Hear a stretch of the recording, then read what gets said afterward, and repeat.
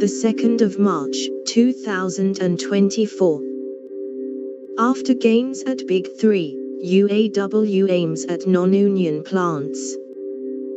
A looming union election at a Volkswagen plant in Chattanooga could determine the trajectory of union organizing at more than a dozen auto factories.